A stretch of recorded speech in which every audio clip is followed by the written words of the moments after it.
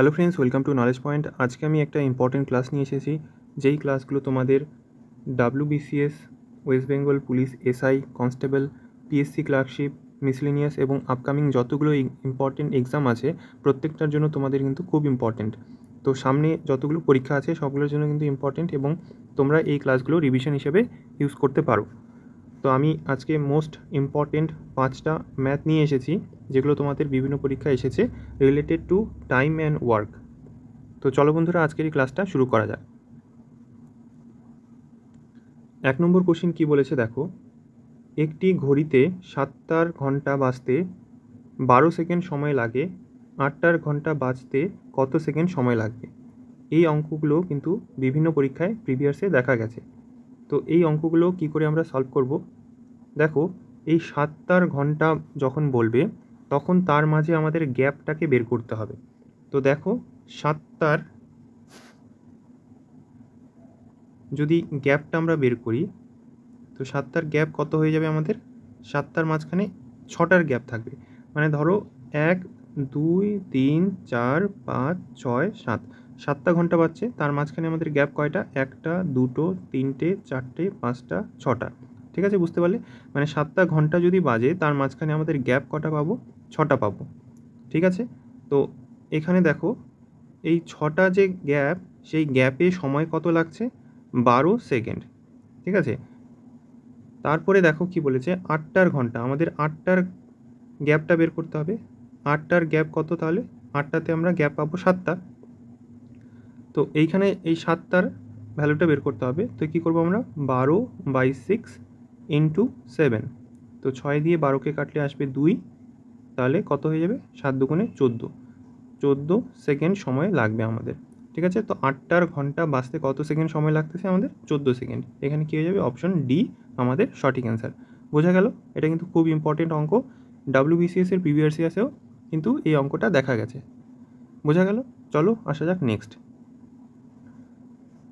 2 নম্বরটা কি বলেছে দেখো, কিছু লোক একটি কাজ 60 দিনে করে, 8 জন লোক বেশি নিলে কাজটি 10 দিন আগে শেষ হয়। প্রথমে কতজন লোক ছিল? এই ধরনের অঙ্কগুলো আমরা দেখেছি, এটা খুব ইম্পর্টেন্ট অঙ্ক। তো কিছু লোক একটি কাজে নিযুক্ত ছিল, তার মানে কি? আমরা ধরে নেব যে এক্স জন লোক কাজে নিযুক্ত ছিল। ঠিক আছে, তারা কাজটি কত দিনে করবে? 60 দিনে করবে।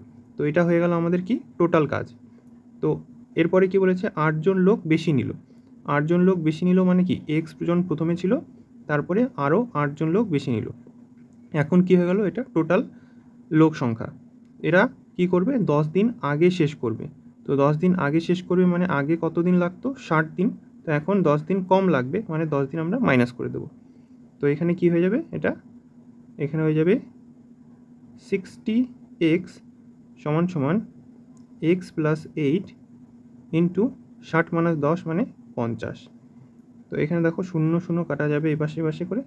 তো এখানে হয়ে যাবে আমাদের 6x সমান সমান 5x প্লাস 5 8 40। তো এইখানে হয়ে যাবে আমাদের x, মানে এটা এই পাশে চলে গেলে শুধু x পড়ে থাকবে এখানে।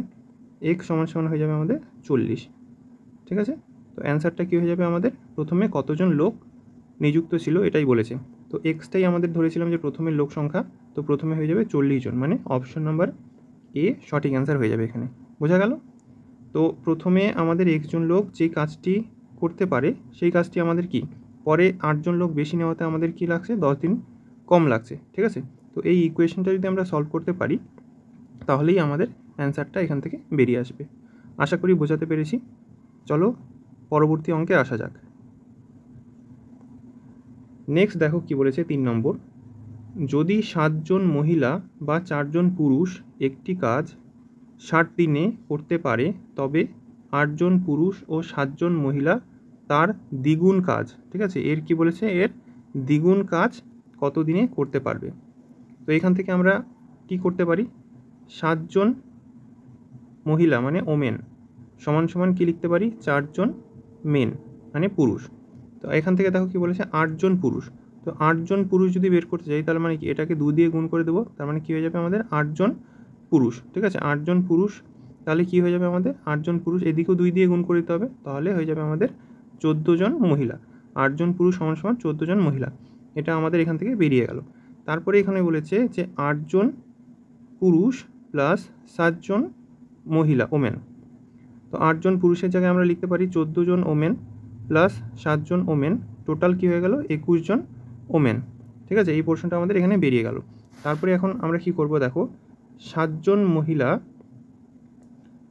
60 দিনে একটি কাজ করতে পারে। একটি কাজ মানে এক ধরে নিলাম। তারপরে দেখো এবার বলেছে 8 জন পুরুষ ও 7 জন মহিলা। 8 জন পুরুষ 7 জন মহিলার আমরা ভ্যালুটা কী বের করলাম 21 জন মহিলা।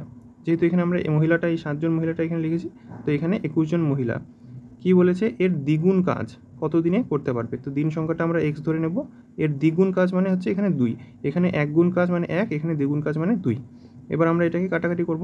তো দেখো 7 দিয়ে আমরা 21কে কাটতে পারি 3, তারপরে 3 দিয়ে কত আসবে 20। ঠিক আছে, 3 20 60। তো এটা কোনাকুনি গুণ হয়ে যাবে, এখান থেকে আমাদের x এর ভ্যালুটা বেরিয়ে আসবে 20 দুগুণে 40। তার মানে কী হয়ে যাবে আমাদের অ্যান্সারটা 40 দিন। তো এর দ্বিগুণ কাজ কত দিনে করতে পারবে 40 দিনে। বোঝা গেল? খুব ইজি অঙ্কটা, কিন্তু একটু ট্রিকি। পরীক্ষার সময় কিন্তু আমাদের এই অঙ্কগুলো কিন্তু মাথা খারাপ করে দেয়। তো এগুলো আমরা এভাবে করে করব। ঠিক আছে, বোঝা গেল? চলো নেক্সট অঙ্কে আসা যাক। নেক্সট দেখো কি বলেছে, 4 নম্বর অঙ্ক।